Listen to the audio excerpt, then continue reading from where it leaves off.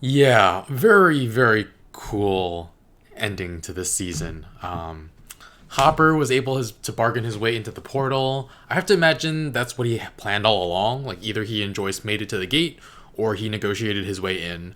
It is rough that he gave up Elle's actual location to Dr. Brenner to get that deal, but I have to believe that either he knew Elle could take care of all of them, or even if Elle was taken, he was going to do everything he could to get her out of the clutches of Dr. Brenner, which is fair.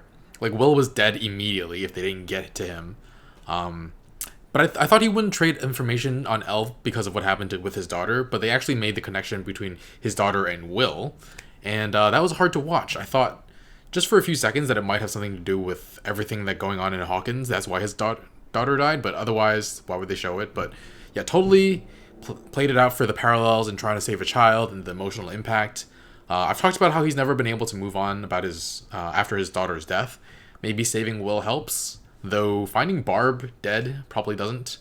Really sad for Barb. Rest in peace, Barb. The kids, Mike. Oh man, Mike! I found a chocolate pudding. Dustin is the freaking MVP. Oh man. I'm not sure what to make of Mike kissing Elle. Like, I can't begin to parse the moral implications of kissing someone who has no idea about what the world is. But it was motivated by Mike's feelings and not by a desire to coerce or anything. Plus, they're kids, so. And she smiled about it, so I'm not going to think too much about it and just see it as a nice moment. The showdown between the teenagers and the Demogorgon was super tense, especially since Steve showed up right before it happened. It's just like, oh my god, I'm so afraid he's going to get in the way since he has no idea what's going on. I loved how frantic he looked when he jumped over the bear trap. Oh my god, oh my god, oh my god. He's kind of like Dustin under pressure. It was like, oh shit, oh shit, oh shit.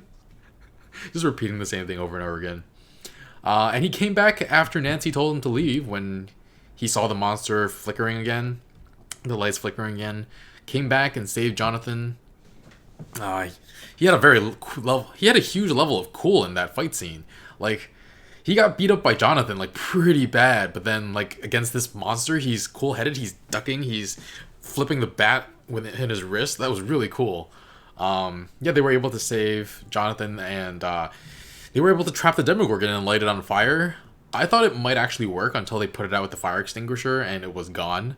I was kind of just like, yeah, let the house burn down. That'll be fine. But if Joyce is the homeowner and not renting, that would be a pretty bad situation too. So, all right. Elle and the kids are cornered, and Elle murders a bunch of agents. Super dark, super brutal way to die. But I have to think Elle purposefully bled them instead of snapping their necks or whatever because she wanted to call the Demogorgon. Nothing could really do any damage to it. I think Dr. Brenner is dead. I feel like they would have made sure we knew if he was still alive. I don't know. The attack by the Demogorgon happened like right below the screen. I thought his look right before he died was one of like complete fascination. I was just like, oh, he found a new test subject to play. Oh, he's dead. And then Lucas with the wrist rocket. Oh, I thought the last shot actually worked because he hit a weak spot or something, but it was Elle. I was just like, I'm so stupid. Why did I think that was gonna work? She saved them and then disappeared after she eviscerated it. It was kind of like Thanosing again. So many Thanosing moments in the recent shows I've watched. No idea what happened there, but she's still around, supposedly, I think. But after the episode, I definitely felt like I got the closure I wanted. The kids got to go home. The Department of Energy got ravaged and isn't going to be an immediate threat. Will's back. His last words were, "It got me, the Demogorgon," before he disappeared. Those were his last words, and those were the first words he says when he comes back to his friends. And they were so happy to see him. Freaking Dustin pulling Mike and Lucas back so he can get in on the hugs. And they're like, oh my god, the girl cried at the funeral. Before they even tell them, like, oh, by the way, Eleven can do things with her mind. She can flip over vans and stuff. The girl crying at the funeral is more important. I really appreciate the way they cut to 1 month later, too. We got some distance from everything that happened and got to see how it has affected things, got to see them more relaxed. The kids are still playing D&D, and they finally finish a campaign. This one actually finished in 10 hours, though, so some plot holes were there, apparently. I wonder how Elle would play. She'd be like, I use my mind powers. You don't have powers in this game. I don't understand.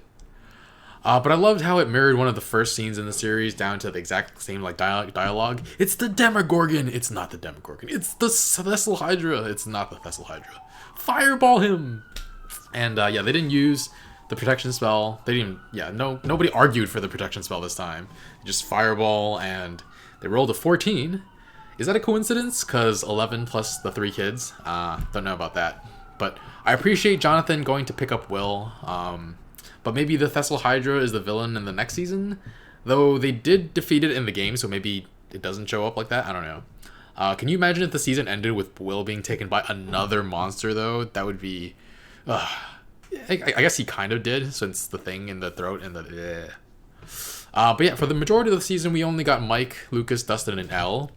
So we never saw Elle interact with Will, so it'll be interesting to see how Will changes the dynamic going forward. I'm assuming Elle is still alive somewhere because of what happens later. Yeah, and they all get along with Nancy a little better now too, so that'll be really interesting to see. Maybe the kids will become friends with Steve. He does need new friends, better friends. Speaking of Steve and Nancy are still together, and I'm okay with it. It's good. He apologized, or he was trying to apologize to Jonathan and Nancy, and wound up saving them. And I'm sure he apologized afterwards, and he got Jonathan a new camera without even letting him know it was him. So I feel like the show did a very good job of giving us just enough of Steve to make us dislike him at the start of the series, and then slowly revealed layers of him till we liked him a little better, then hated him, and then liked him better again. So he did everything I said he needed to do to be redeemed, so good for him. Nancy was right about him. He's a decent guy. Just took some time to do the right thing. And yeah, the show left enough intrigue for season 2. I knew Elle wasn't going to be gone forever, but they left a teaser for us. Hopper knows something about where she is. He picked up food at an office party and some Eggos, her freaking favorite food, and left it for her in a compartment in the middle of the forest. So she's somewhere. I don't know if she's in our dimension even, or in the Upside Down, but yeah. And Will, oh damn, we didn't even talk about what the heck the Demogorgon was doing to the 6 people it took. The thing that was shoved down their throats was alive. Like, what does that? Ugh. And Will saw a doctor. Like, he was in the hospital. Was there no way of checking what kind of nonsense is in his body now? And he's keeping it to himself. Very curious as to why he would do that. He also glimpsed the Upside Down while he's in the bathroom. Did the Demogorgon stick? Did the thing the Demogorgon stick in him give him some sort of power to interact with the Upside Down? It definitely seems like we're not done with that dimension. So are there more monsters in there? So I don't know. But last little detail, they used all the salt for the sensory deprivation tub, and it wound up snowing at the end. So did they get the day off, and that's why they got to play D&D all day, or was it a weekend? But yeah, that's going to be a wrap on Season 1 of Stranger Things. Overall, I'm pretty happy with the way the season ended. But the episode wasn't as incredibly satisfying as the last one where everybody got together. I'm going to give it a 7.5 for wrapping up everything nicely. Except I kind of wanted to see one more scene with Mr. Clark, perhaps of the kids giving him something like a wonderful gift or thanking him for everything he's done. But yeah, if you want to check out the premiere of the second season, or you want to watch the full episode reaction with the footage for this episode and the next, I've already posted them both over on Patreon. Be sure to like, comment, and share all that good stuff, and subscribe so you can check out next week's episode airing Sunday, hopefully at 8 a.m., depending on copyright stuff. But thanks for watching. Bye, friends.